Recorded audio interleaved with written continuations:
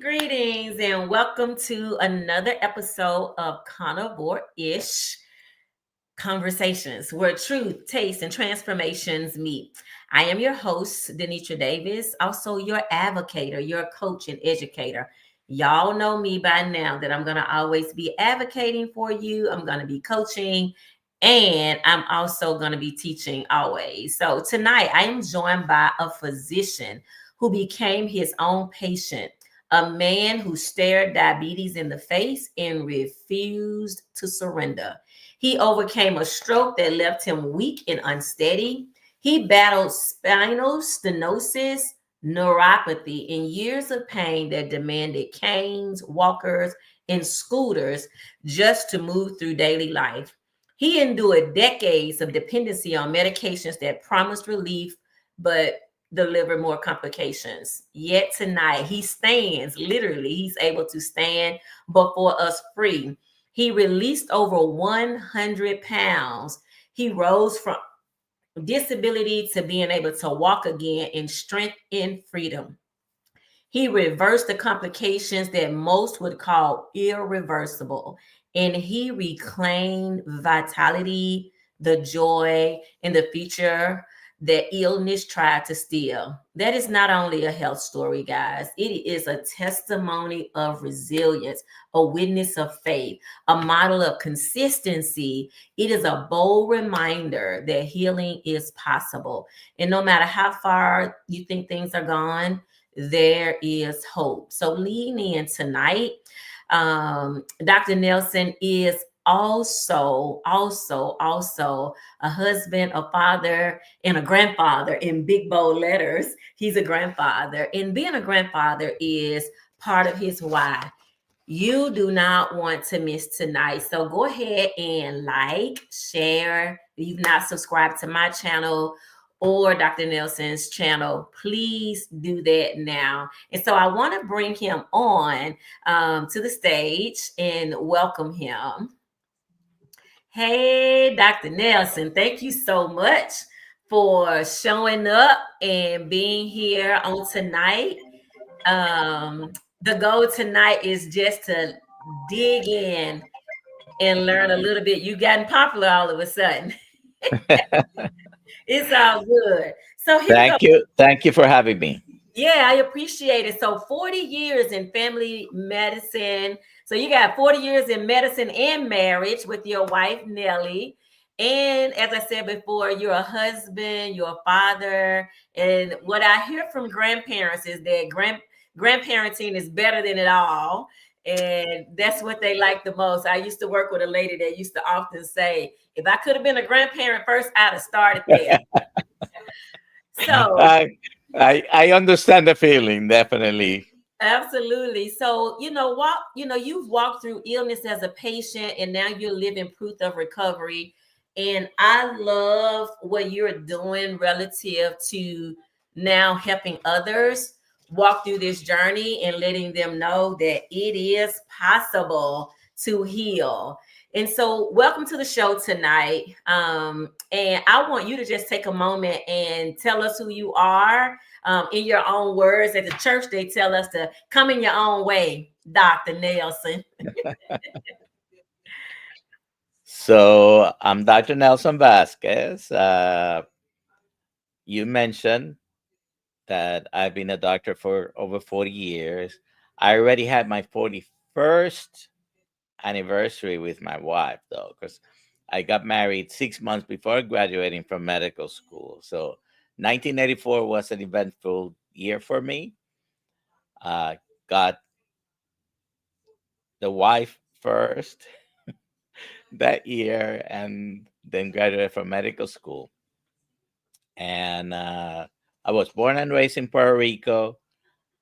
Have been in Florida now for officially, I would say, 29 years. Okay. Yes, we moved in 96 here. So it's been 29 years since we moved to Florida. So I've lived longer than I have lived anywhere else, which includes New York, Massachusetts, and Puerto Rico. All right. So we're going to say Florida sounds like it's home to you. You got more roots there. And then tell us, how many children and grandchildren do you have? I have 37, 33, and a 29-year-old adult children. Uh, the 29 is the baby girl. And I have one grandchild who's going to be in just less than a week. He's going to be 2 years old. He's, Oh, and he got himself on a scale the other day. So he's 33 pounds. okay. Hey, we'll take it, that 2 year old. So, congratulations, first of all, on being married for 41 years. What an accomplishment. And hi to your lovely wife, and give her my thanks for allowing you to spend some time with us Yeah. on this evening. And so, robust show tonight. I'm super excited. I mean, when I heard your story, I was like, wow, wow, wow. Like, it is continuing to move in this carnivore ish. I try to remind my audience that the ish for me is informed, satiated, and healing. So even in your case, I mean, it is the proof in the pudding that when we get the right information, we can do something different. A lot of times, they try to say, you're lazy, you don't want to get better, you know what's right to do. And truthfully, I know for me that I just did not know.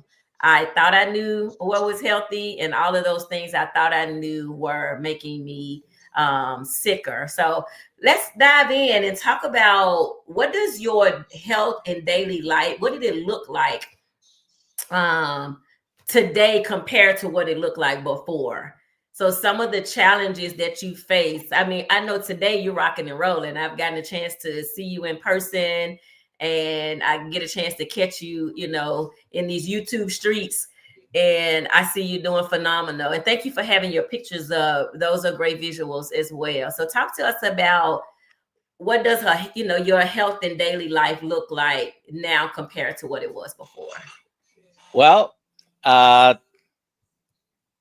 over 2.5 years ago, almost three, I definitely made somewhat radical change.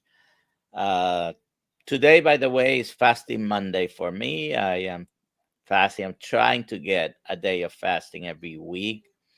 So I'll eat tomorrow. And Nice. I would like to uh, go a little deeper on that when we finish this portion. I want to hear about it. yeah.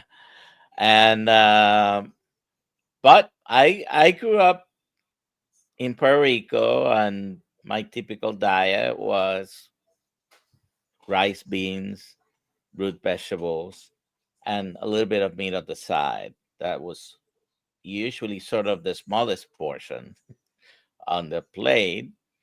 Uh, and throughout the years, after getting married and all that, and being in medical school, residency, life got very busy, and you would grab whatever was available. And I think if anyone listening here would like to make a change, start by eliminating anything that's refined sugar, ultra processed, vegetable seed oils. Just get rid of anything in the box, a bag, or a can.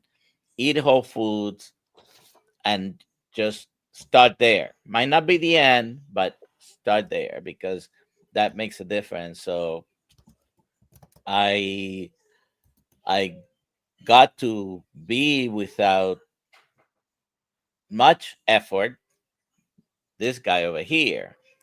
And that's, I always say, this is not my biggest picture. It's just that when you get so big, you don't like to take pictures. So Right.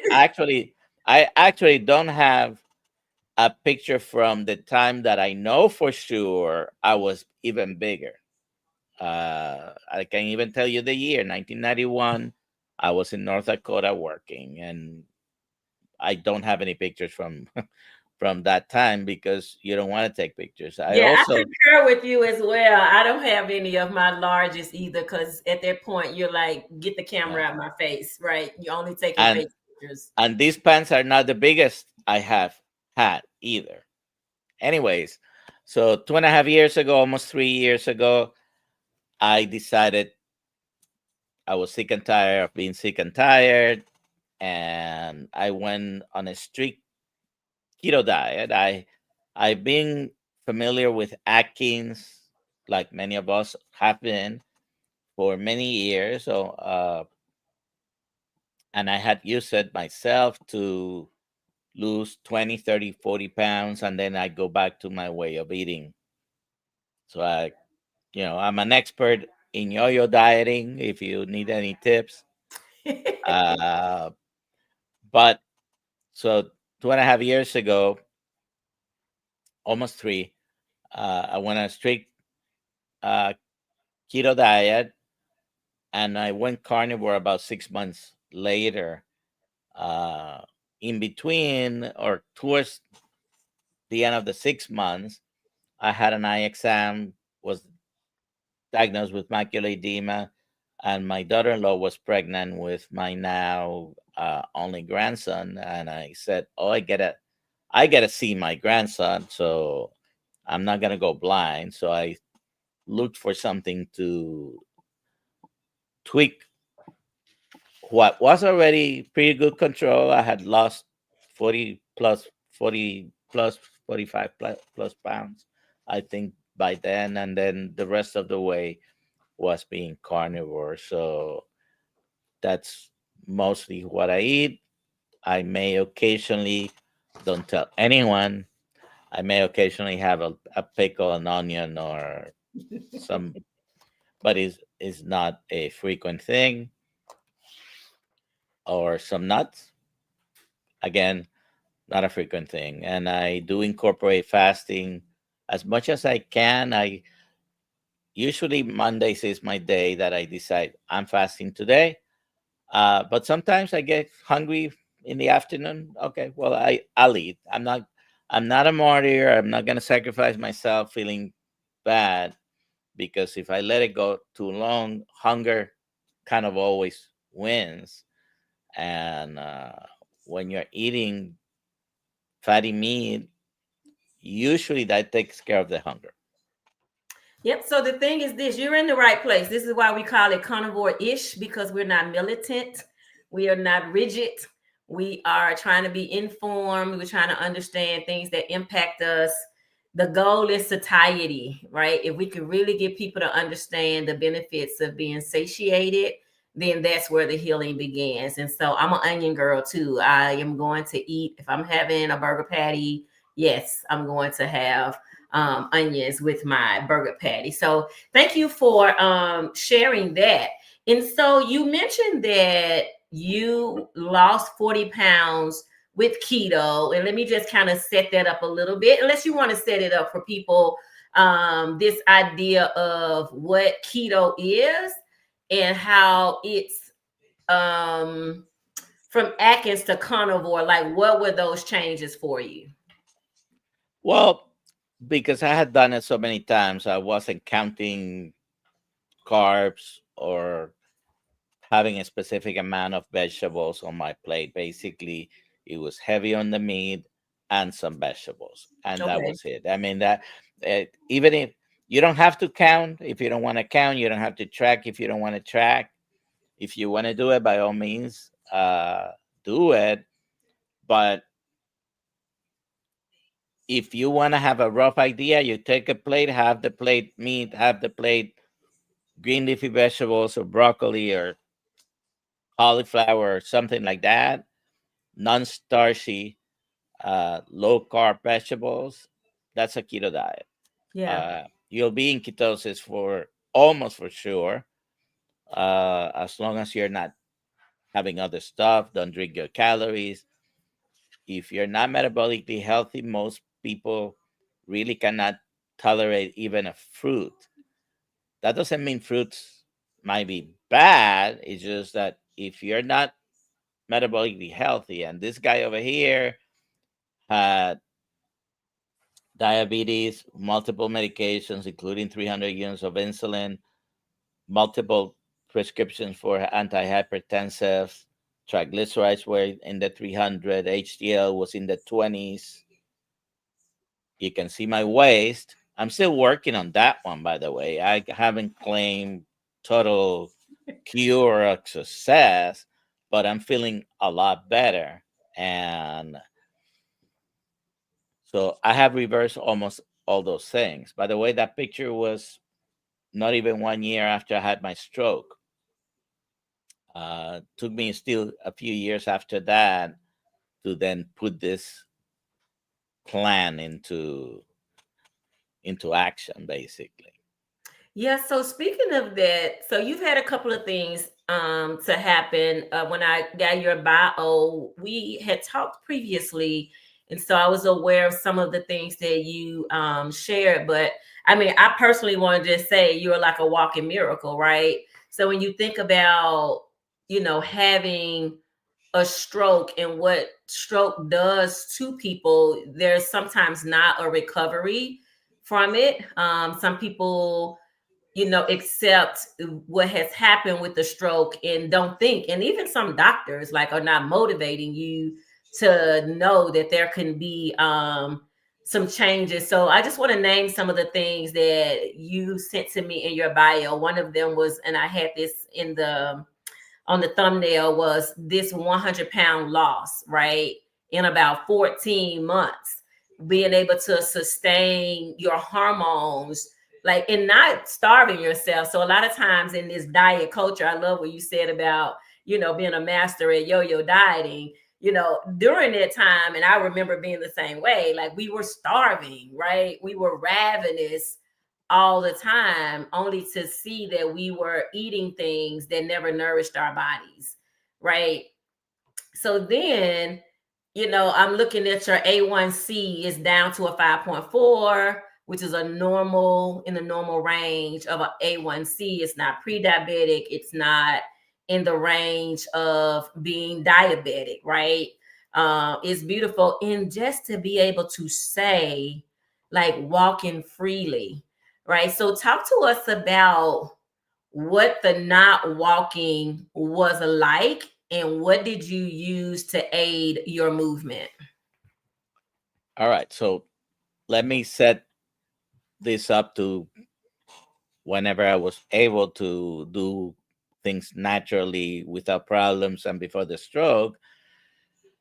Uh, age of 17, I got a herniated disc. 10 years later, 27, I had back surgery. And even though back surgery was successful, being being like this all the time was not good for my back. So it basically moved forward 37 years now. At the time, maybe at about 34, I developed spinal canal, lumbar spinal canal stenosis with neurogenic claudication, which means after walking maybe 50 to 100 feet, I will get increased pain, numbness, tingling in my legs, weakness in my legs, and I would have to stop and would be unable to continue. Back in 2022, I fell a couple of times getting to work, one time and the other time in front of a patient in an exam room when I was just trying to pick something from the floor. I think my pen fell and I fell trying to catch it. I wasn't walking into work with a cane, but I really needed a cane everywhere else. It's just that at work, I could lean on, with the walls. If I went to the nurse's station, the counter, I would put my hands. So nobody really at work knew what the difficulty I was having with walking. And if I went to a big box store, or I live near about an hour of the theme parks in Orlando, and over the past almost 30 years, we've gone a couple of times there. I could never go into the park and just walk around. I had to get rent one of those scooters. By the way, in the last 12 months, I've done 3 times, gone to theme parks, walked the whole day, never needed even a cane. Did we sit down to eat or watch a show? Of course, it wasn't walking the whole time, but uh, one day I did look. I think I walked 12,000 steps that day in the Mm. park, and next morning I woke up without pain. That Yay. was that was a definitely a non-scale victory. Yes, that was awesome. So Wow. one, I had the stroke in 2018, and it was, I would say, a mild to moderate stroke. I had weakness on one side. I was using a walker. I do have video from those times. And then uh, over the past 7 years, I have recovered most of that. I still have some numbness and tingling in my legs. I do have four different reasons for that, including the stroke. But no longer, my strength is equal now in both sides. Yay. So from the stroke where you were um needing some aid because of the weakness, I think I read that at one time you were using a scooter, you were using a cane at one time. And so when did you start to see the change where you started being able to, and what do you think was like a direct impact on, I'm able to walk again, I'm able to move with less aids?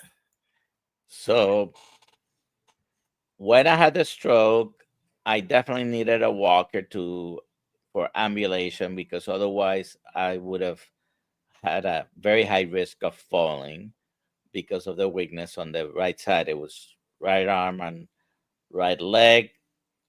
There was still some movement. I could sit and eat, but I needed to eat with my left hand. This is my left hand. I am right-handed though, so Okay. switching to eat for a while. With less than 2 weeks after my stroke, I had someone who was really pestering me about, I got to show you this, I got to show you this. And finally I gave up and said, come on, come to my house, show me what you want to show me. And he's a friend, and he was doing it for my benefit, but really kept pestering me about, I got to show you this. And what he showed me was a machine that produces electromagnetic frequencies. And I had a session at home. That was the last day I used my walker.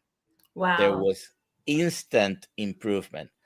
Not reversing the whole thing, because I would still walk with a little limp, but I was, with just using it the first time, I had improvement. Okay. We're talking about 16 minutes, I think it was my session. So I bought it right in there that night and have used it for years. One of the main things it does is that increases your blood flow, decreases the adhesiveness between the red blood cells, and of course that has the end result of improving circulation and multiple other benefits. So that was one of the things that I used. uh, but once I went carnivore, I've had further improvements, because I was still weak on my right side even when I started carnivore. Even having been for several months following a ketogenic diet, I was still having some weakness on my right hand, which maybe nobody else was noticing, but I could notice how much I could lift on my right and my left hand. And so that, however, has improved with carnivore. I can lift heavier things with my right hand now, which is what it should be, because I am right handed. Gotcha, gotcha.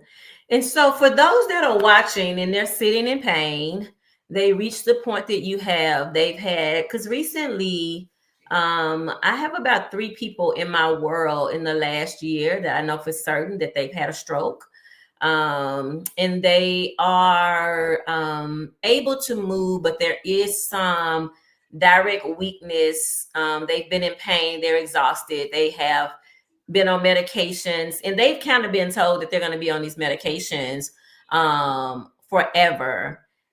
And so, what do you say to them in this state that they're in at this moment where they are, off work because of a stroke, or they are, using a walker, or they're in a wheelchair? What do you say to them that could perhaps give them some hope of what they may do, or even how they, I mean, you're a whole medical doctor. We're going to get to that. What they may want to say to their doctor in this space. So, first of all, you can always improve. Maybe you won't get rid of all the symptoms of a stroke completely, 100%, but you can always improve. And you need to keep moving. That's the first thing. Definitely keep moving. But sometimes we have pain. We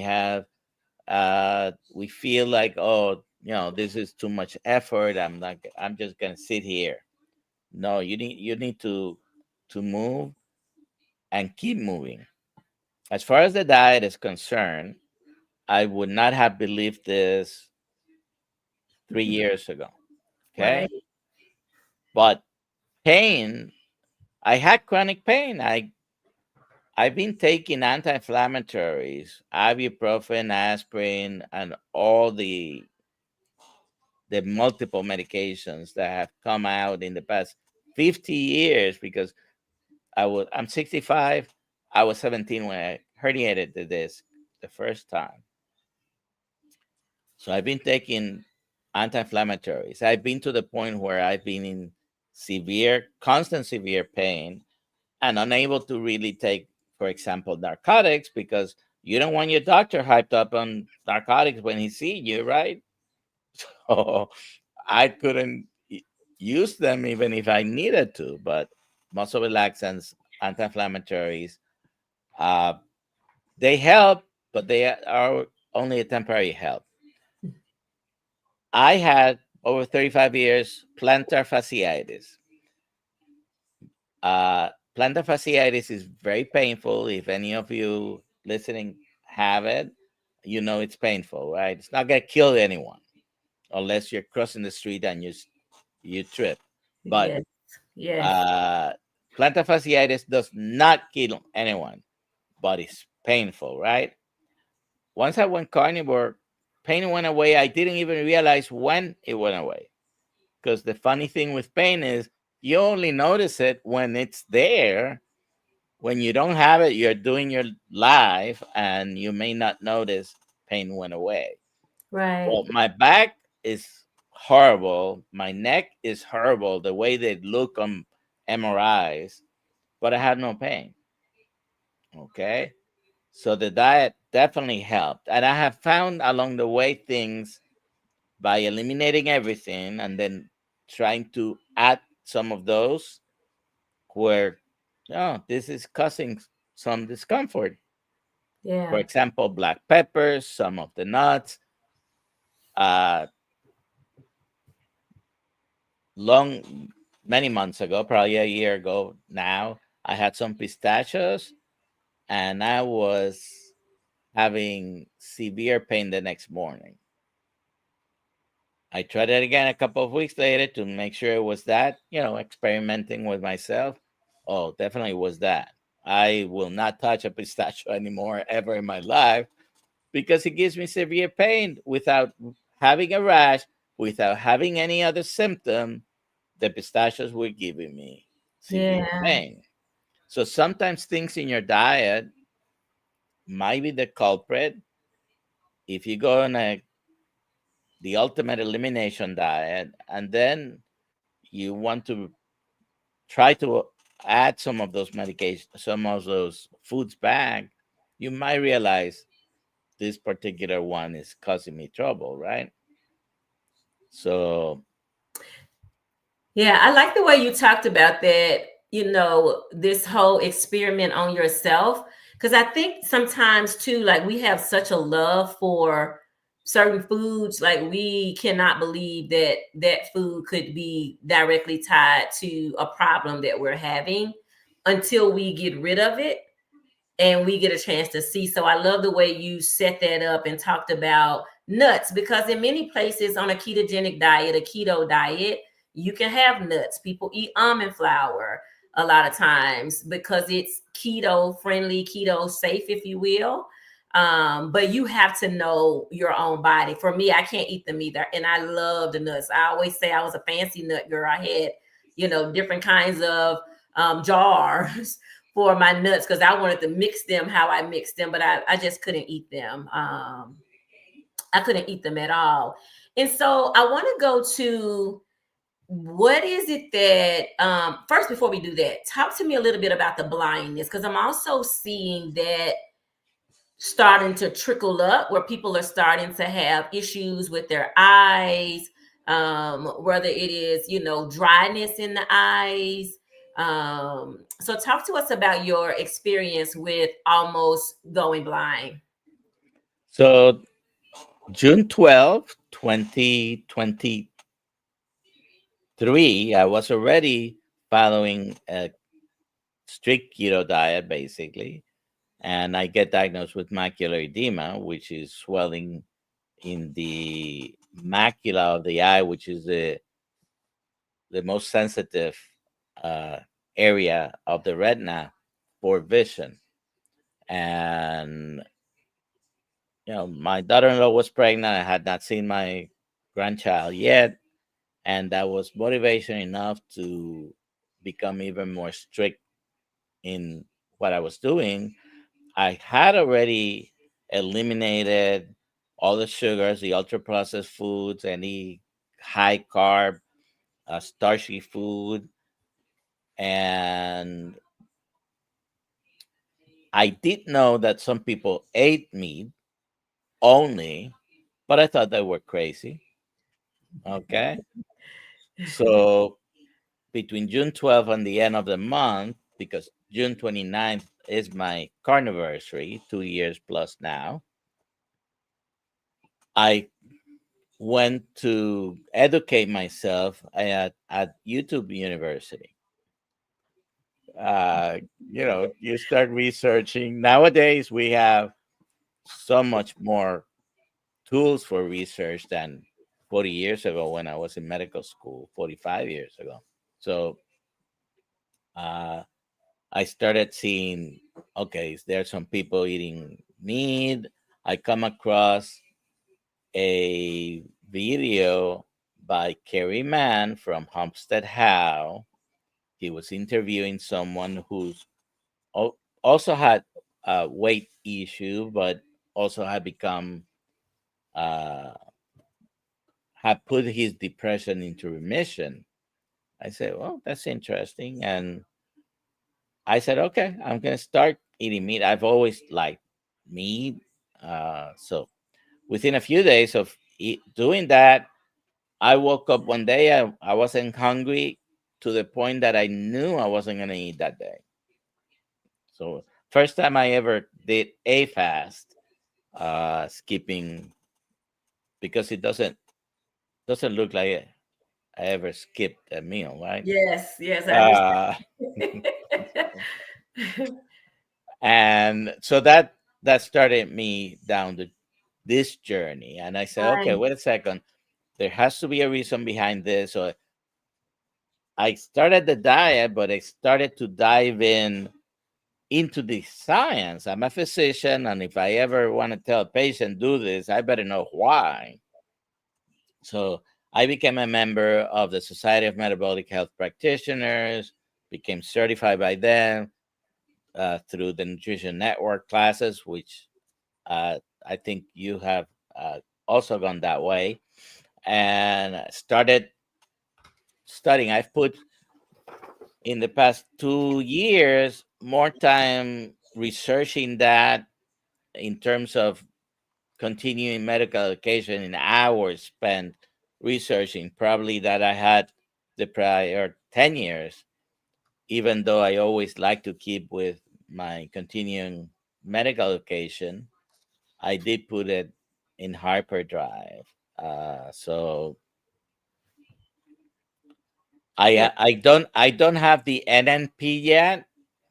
I have everything I need to do that. I just haven't done the last 12 weeks that they require, by the way. Yeah, it's gonna be amazing. You'll be a great fit. So I just want to kind of recap some of the things that you said.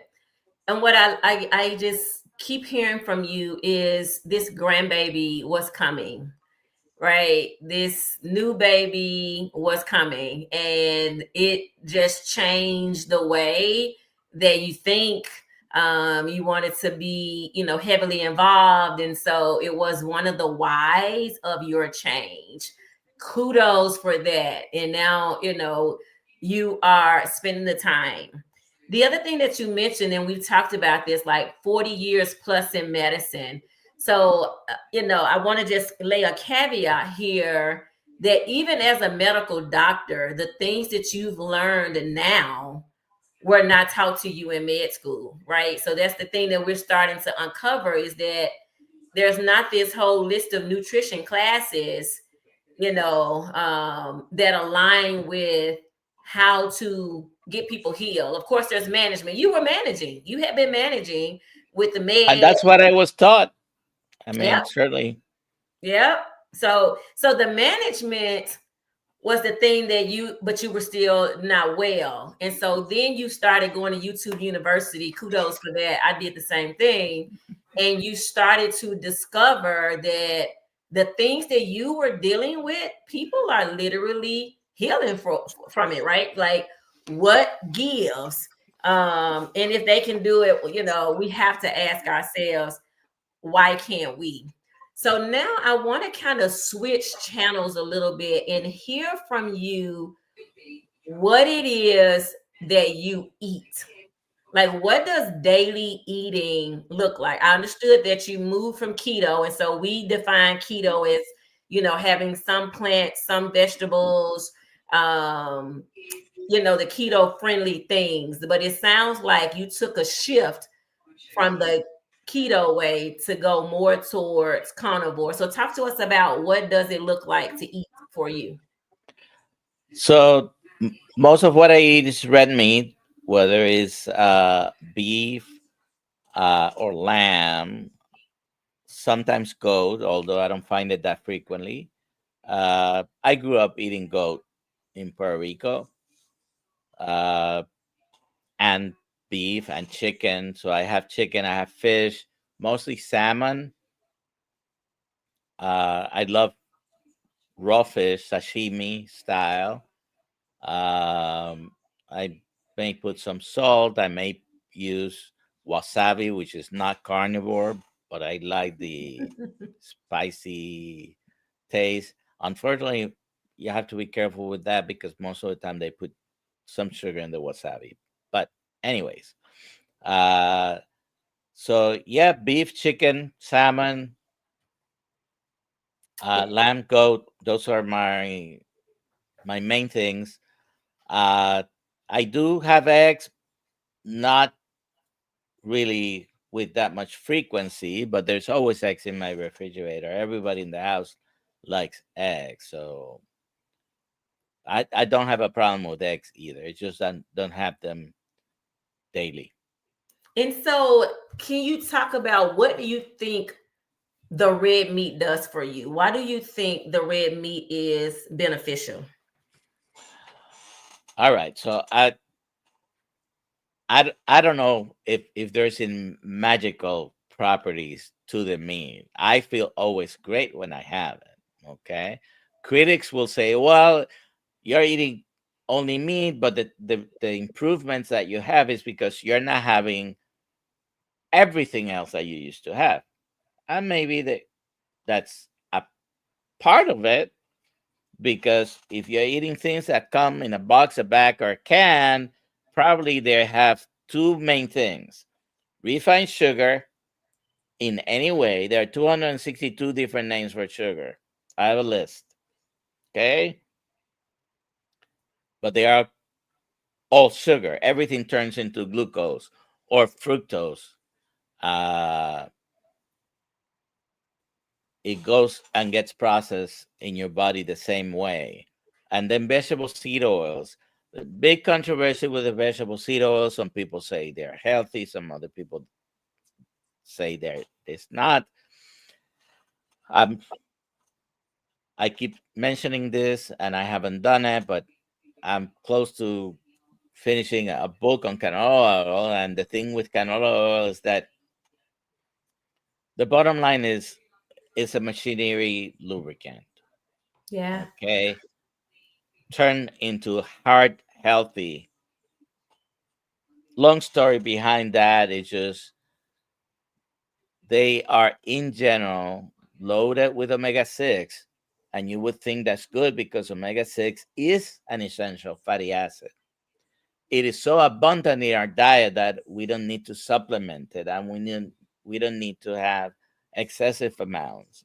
The omega 3s, which are also essential fatty acids, they are not as frequent in our diet. So you if you don't have salmon, for example, on a regular basis, sardines, uh, the profile of the grass-fed, grass-finished beef, it's better in the proportion omega 3, omega 6. But listen, you eat what you can afford. I am not here to say you have to eat this perfect way. So don't let perfection be the enemy of evil, right? Right, right. Uh, so is there something special about red meat? It tastes good. It makes me feel good. When I have only the red meat, it is great. I grew up eating a lot of chicken and I still have chicken, but without the fried breaded thing that we coat the chicken with, it's not as good as it used to be. I eat it. I like it. I like thighs are my favorite, probably because it's the fattiest cut on a chicken and it's not as fatty. Mhm. But yeah, that's mostly my diet. Plus, I eat a lot of cheese. Okay. I I love cheese. Doesn't cause me any harms, except maybe I eat a little bit too much cheese. Well, it's still you doing an experiment that's working for you, right? I say we all have to find our formula to determine what works for us. I know, some folks who cannot have cheese at all because they've done the same thing, the experiment. And when they put the cheese back, I know for me, I can't have it a lot. I can have some. My husband can eat it every day and it doesn't bother him. And so that's the difference in um getting to know ourselves. And so again, I just want to, keep echoing basically what I hear from you is that rather than accepting this decline that was happening, you chose life, right? You took a turning point. You got interested in your own healing and you were like, let me get out here and figure this thing out, learn some things, try some things, and voila, here you are. And I think also your history with, the keto information, for me, it was the same way. I started keto and then learned about carnivore and figured out that some of those plants were still a problem for me. And so talk to us about your fasting that you're doing. And then I also want us to, mention Dr. Kiltz. I see you have your kilt shirt on, so I don't want to leave without giving honor to the Dr. Kiltz as well, who I know does a lot of fasting. Oh my goodness, if I could be like him one day when I grow up, I would be like him. So talk to us about what fasting looks like for you and why All and right. why you fast. So let me talk about Dr. Kiltz first, and basically, as part of me diving deep into this world now, after 40 years of practicing the traditional medicine, I am the director of health strategy for Kiltz Health, and basically all the online aspect, the social platforms, that's part of it. Where we've developed a coaching certification course that I have put together with a great team that Dr. Kills have. Uh, most people know about Alia, but there's other people behind the scenes as well. And so that's why I have my gear, Kills Health. Yes, that's And what's up. so, what was the other thing that you asked me? So you were going to talk to us about fasting, and for me, Oh, my brain okay. kind of tied them together because I know that Dr. Kills does a lot of fasting. So I mentioned my first fasting. It was just because naturally I just was not hungry. I said, no, well, I won't eat today. But the big C word showed up its head. Okay. I developed a bladder tumor. Usually that doesn't come all of a sudden. It's brewing for a while. And I had surgery, and I had already, as soon as I had that, I went into the ketogenic medical treatment that Dr. Seafried recommends, Dr. D'Agostino. Uh, I read the book by Dr. Boss, Any Way You Can, and I started doing fasting. Not what I call intermittent fasting is not what a lot of people call intermittent fasting. Intermittent fasting is not just restricting your hours of eating. Intermittent fasting, I think, is going more than 36 hours without eating and then doing it on a regular basis. So when it came time for my treatments, I had 6 weeks of weekly treatment, and I fasted 2 days before, 2 days after, to purposely bring my ketones up, because I believe that that helped me stay clean after they removed the tumor. Uh, and I had the routine treatment. I've had three cystoscopies, a couple of CAT scans, multiple urine tests. Everything so far is clean. And so that's one of the reasons I try to do some fasting in some way, at least one day a week if possible, maybe a little bit longer. In April, I did 10 days of fasting. In July, I did 22 days of fasting. And I'm trying to maintain a sort of a weekly schedule on that. I think fasting helps with autophagy, mitophagy, increases your growth hormones. It has multiple benefits. Is a hormetic stress. Is fasting stressful in your body? Yes. It causes some stress that it's beneficial for your body. Yeah. I'm glad that you're hitting on that because I think it's in some ways it's kind of a lost tool, if you will, that we have available to us. And so I try to encourage my clients to incorporate it. And you're right, many people hear intermittent fasting or time restricted eating, which is dynamic. It is anything that you are doing to improve your health is great. I think what we're saying as an add-in is how to increase that, right? If you can stretch the eating window out. I too try to fast each week. I just did with a good friend of mine. We actually did almost 72 hours. We came in at about 62 hours. But there is no substitute for how great you feel when you're fasting. And what I try to say to myself is I pre-ate.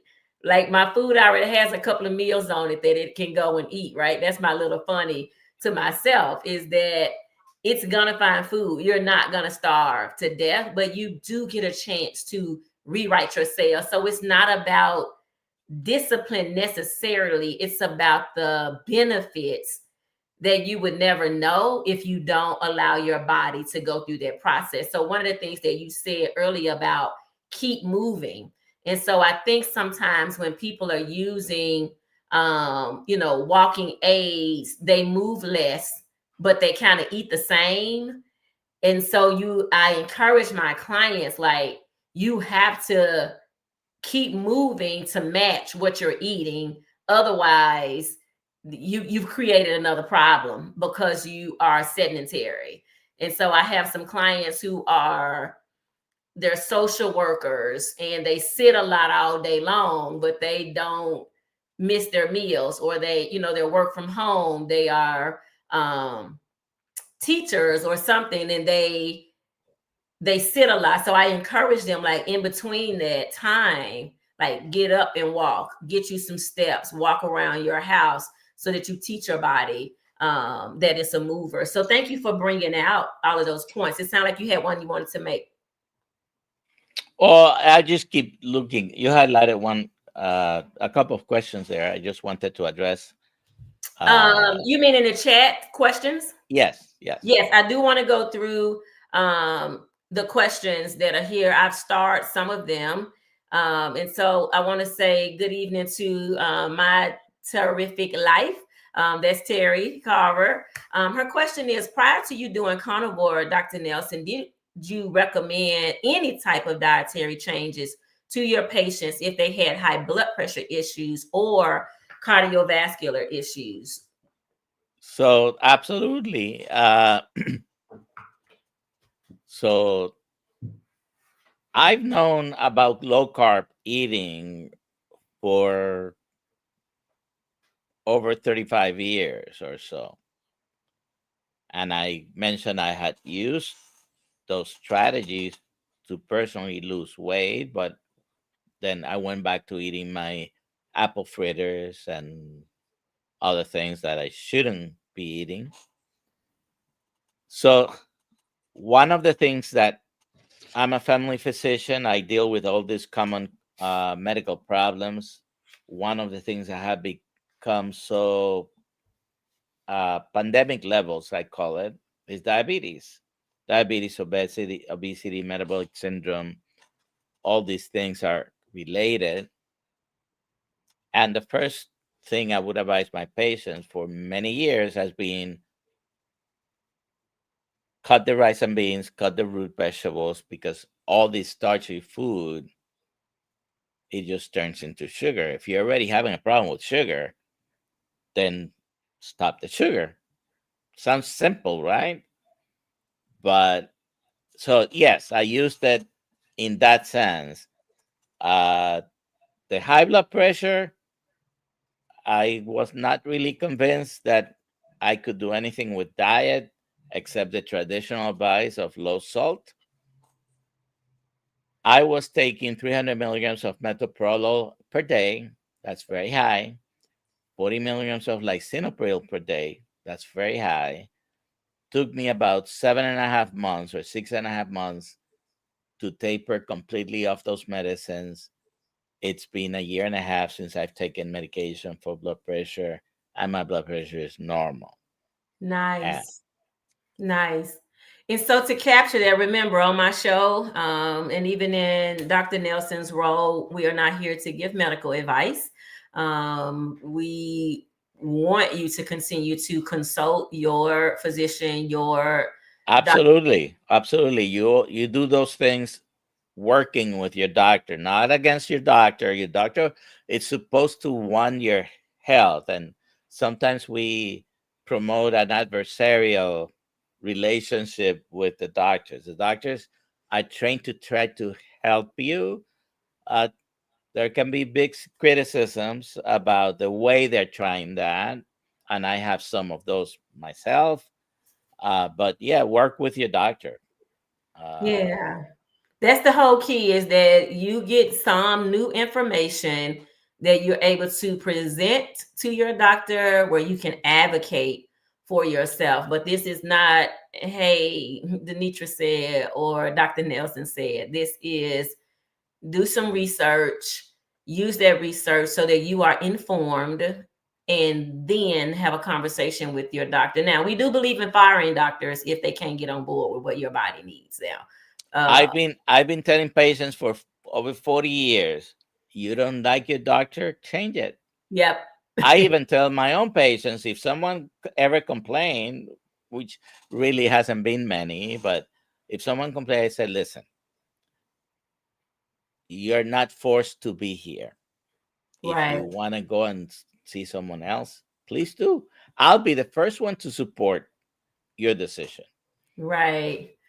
And then Josephine C is here. She just said red meats I find help her with brain, body, and pain. She says it's not cheap here. We do what we can, never give up, as life is beautiful.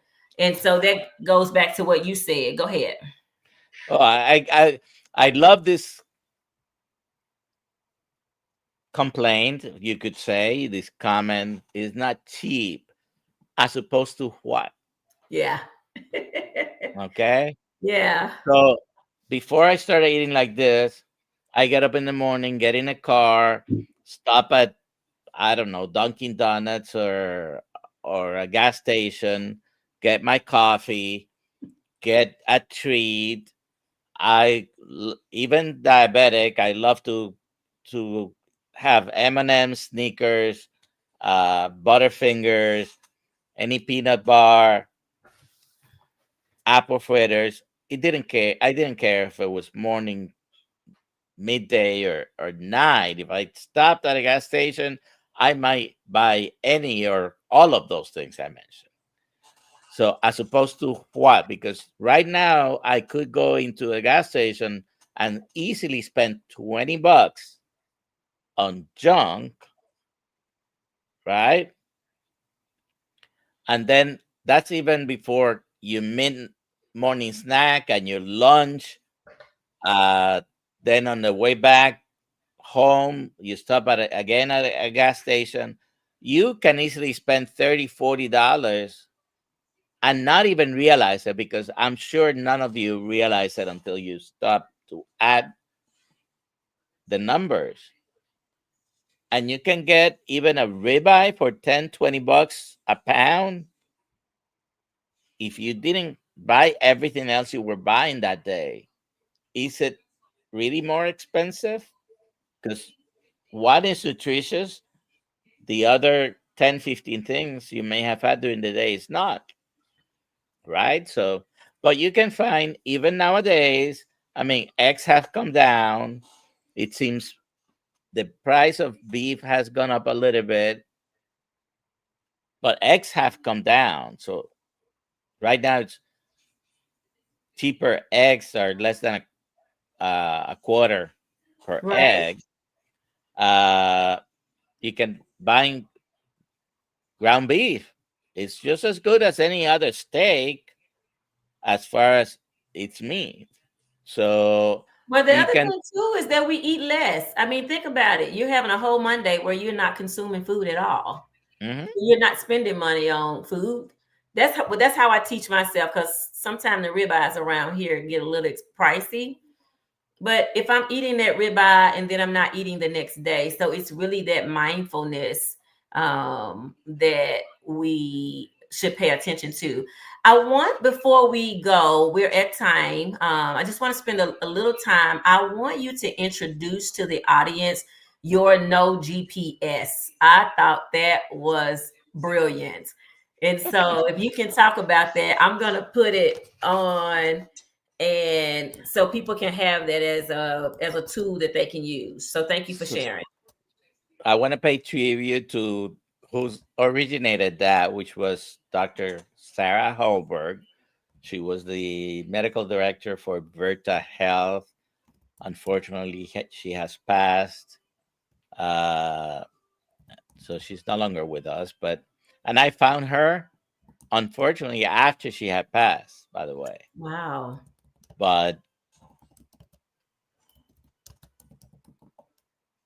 So I'm going to show it on the screen here, and then if you can talk the audience through it, and then I just want to speak to the people, because you got some folks in here that are great friends. I can tell by their conversations that they love you and they love each other. So I want to make sure that we speak to them. But the no GPS is grains, potatoes, and sugars. And then now we have plus no seed oil. So talk us through that. So yeah, the S uh to me is two things, is the sugar and the seed oils. If you eliminate, sometimes the criticism from people about the carnivore diet is there's no variety, you shouldn't eat that way, we were not meant to eat that way. Listen, 88 to 93%, depending on the study that you read, 88 to 93% are not metabolically healthy, right? That means 9 out of 10 people. If you're one of the 1% or the 10%, great, keep doing what you're doing. As a physician, I'm concerned about reversing chronic metabolic diseases. And then I want to make a suggestion for those people who are not metabolically healthy, right? So eliminate the grains, and I include the legumes in the grains. Uh, Eliminate the starchy root vegetables. Typical one is the potato, but if anyone here is familiar with anything that we eat in the Caribbean, we have a bunch of other root vegetables that we eat. Yuca, malanga, yautía, and ñame. There's a bunch of them. I don't know the names of them in English. I think uh, taro root is malanga, Mm-hmm. but just eliminate all that. Now, that includes the grains and whatever you make with them: pasta, bread, okay, the rice, the beans, okay, so the root vegetables. Eliminate sugars, eliminate the seed oils. What are you left with? First of all, whole foods, one ingredient foods. If you want to have vegetables, go at it. But if you eliminate the starchy ones and you eat only whole foods, you're going to end up with some kind of meat on your plate: meat, fish, chicken, whatever it is, and some other vegetables. If you're metabolically sick, depending how sick you are, you probably don't want to even have fruits. If you're going to have a fruit, I have some rules. Dr. Nelson rules. Never eat a fruit by itself. Never, ever, ever. Even if you're healthy, you probably shouldn't eat a fruit by itself. But if you're healthy, go at it. Never drink your fruit. Never, ever, ever drink your fruit. And if you're going to have a fruit, have it as a dessert after your meal. Ideally, your biggest meal, because that's what's going to blunt or minimize the impact the fruit is going to have on your blood sugar. And if you're metabolically not healthy, we all have a problem with the blood sugar, whether it's a severe problem like that type 2 diabetes, or a milder problem with pre-diabetes, which I don't believe there is anything like pre-diabetes, because it's like telling me that you can be pre-pregnant. Yeah. Yeah, I agree with that one too. I teach it to my I teach it with my clients because it's the term that they hear, but I always tell them don't let the pre fool you, because that does not mean you're in some type of safe zone. It really is culminating, and it took you 10 years to get that diagnosis. So it's nothing culminating. Thank you for breaking it down, and thank you for sharing the never eat fruit by itself, never drink your fruit, and have fruit after a meal. So now I want to give shouts out to the people who are here enjoying. I have literally almost been distracted by watching the the comments of the people who have joined. So I don't know who Bill Cook 411 is, But hey, Bill Cook, thank you for being here. Yeah, he's part of the Kills Mighty tribe. Okay, okay. Thank you for being here. And then there's Kookie, Carnivore. Thank you for being here. Thank you, Lizzie, for being here on tonight. You guys, this may be your first time knowing me, but you can go to my YouTube channel on tonight at Advocator Coach Educator.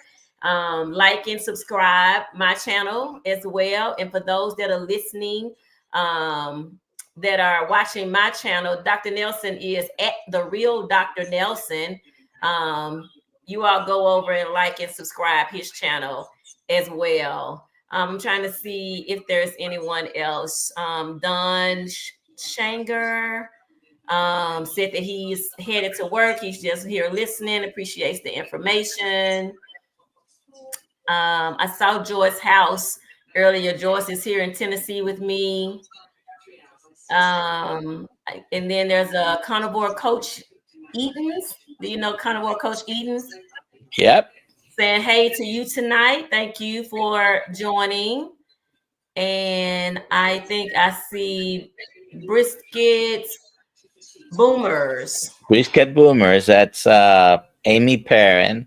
Okay, nice. Many of these people are members of my coaching class. I love it. Well, they're following you around, and I appreciate them showing up tonight. I appreciate you showing up.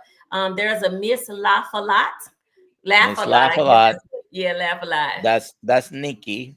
Okay, and then you got Target. Prime Rib. Yep, and he is speaking to Juliet. I guess they know each other's names. Yep. And then Josephine C. And then We Network. Do you know We Network? A member of the Kills Mighty tribe as well. And Target Gotcha. Prime Rib is Thomas. All right. And then who else do we have? Someone jumped in that says the twins just spoke to both of us. Hello. Earlier there was Monica who also joined. So I just like to acknowledge the people who show up in this space, right? Aries 66 is here tonight. And just, celebrate them for being on this journey, continuing to help us build this community that is going to take for us to really be healed and walk in this freedom. And so for me tonight, I'm grateful for your journey. I know that it resonates with many of my listeners. I reached out to a few of a few folks today to let them know that you would be on because you have a phenomenal story, and I think that all of us, show up in this space with damages, but different damages. As you said before, 93% of Americans are metabolically unwell. Some of us struggle with being able to identify as being sick. I am in the 93. And so I want to make sure that we continue to bring the message. And so you can find Dr. Nelson at the real Dr. Nelson. That's his YouTube channel, his Instagram. You can find him there. Before I close out, I want to give you any last parting words for just what you may share with folks on tonight to encourage them as we close the night out. I love teaching medical students. And one of the things that I would like them to remember always is always ask why. That is the key to learning. You may hear me say something or Denitra say something and you agree or don't understand. Ask yourself why and go research it. That's number one. And try to be perfect, but don't let perfect be the enemy of good. Okay. And keep going. Just be consistent. If you're not perfect, that's fine. I'm not perfect. I am still struggling.